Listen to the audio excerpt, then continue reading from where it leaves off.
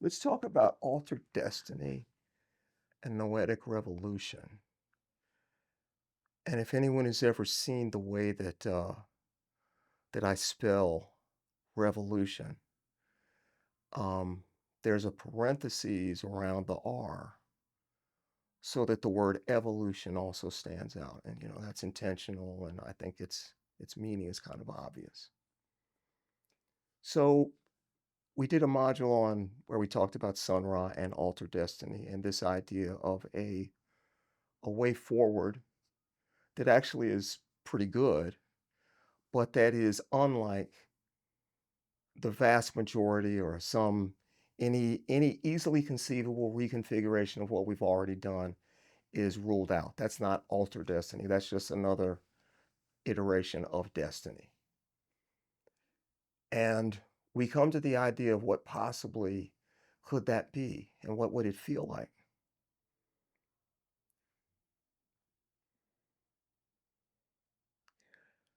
I think there's something about the way society is structured, the way capitalism and the dominator mindset from which capitalism is built.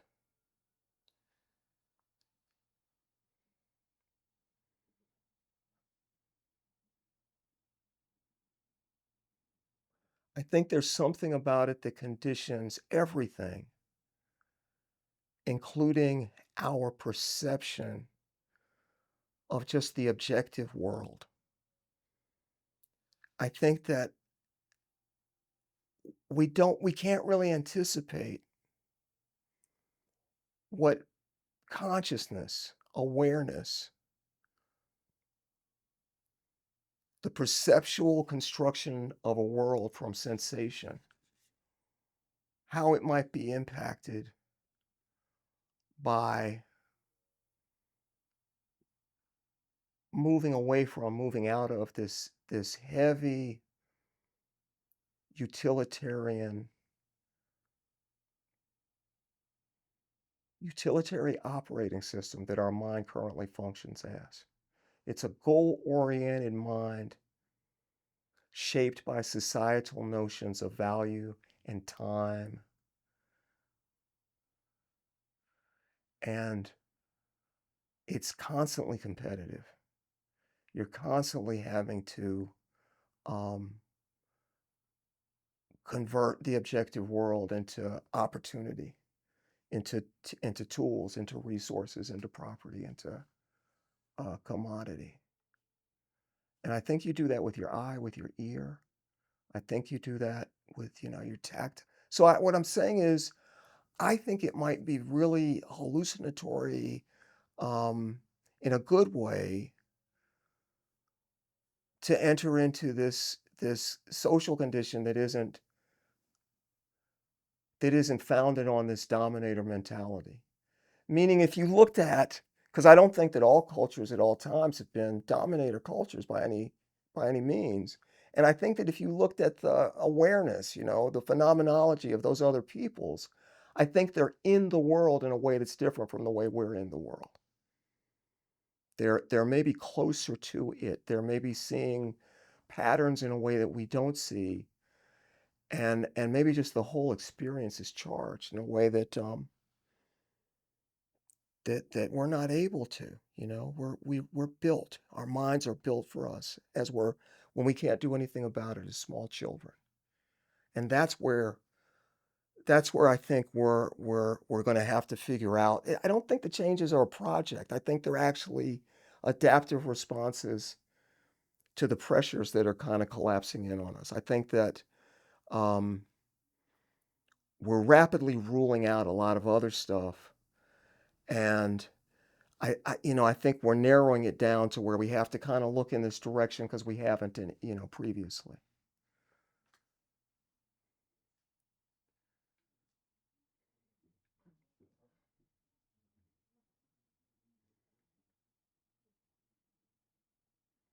There's a tremendous amount.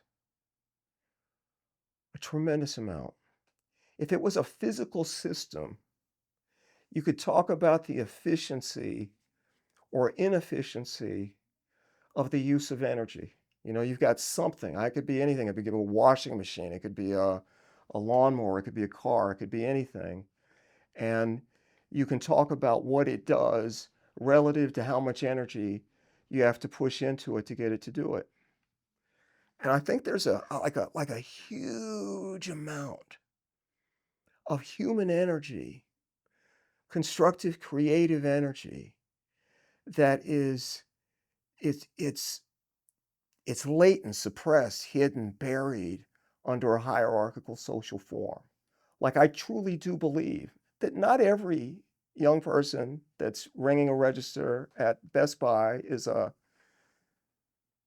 potential symphonic genius or scientific genius but I think there's potential that is buried under the way that we organize labor that in another model of organization becomes energy that can be applied to making human life for everyone better.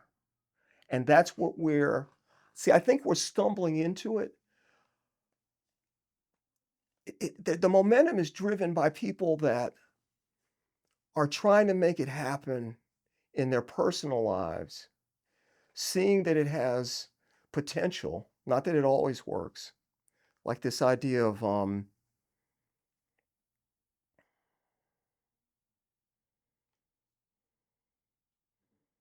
it's extremely improvisatory because you don't believe that if you keep pushing the same button, eventually you'll get a different effect.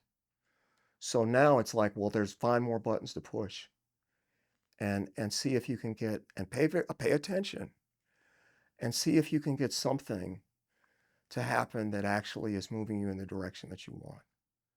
So I'm just convinced that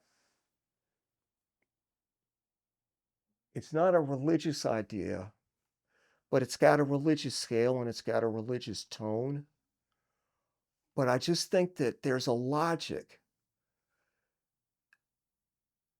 that if you can reinforce it with rhetoric, a lot of people, and not fringy necessarily people, but just people that are they're not stupid, and they see the constricting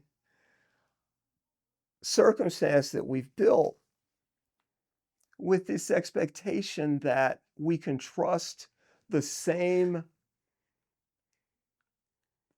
the same guys that put us in this jam to dig us out, the same characters, the same cast of characters that put a loaded gun to the head of the world.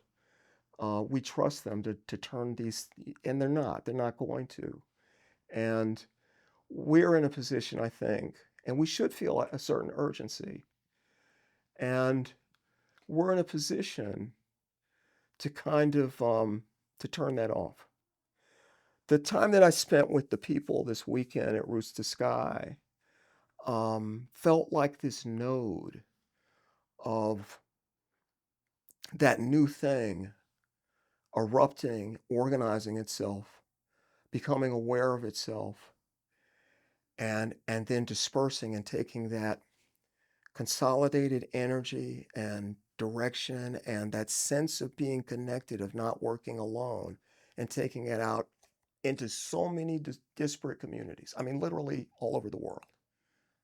20 people, but representing just, a wide range of localities and demographics. I think that's happening everywhere. I think that smart people are giving up on bullshit.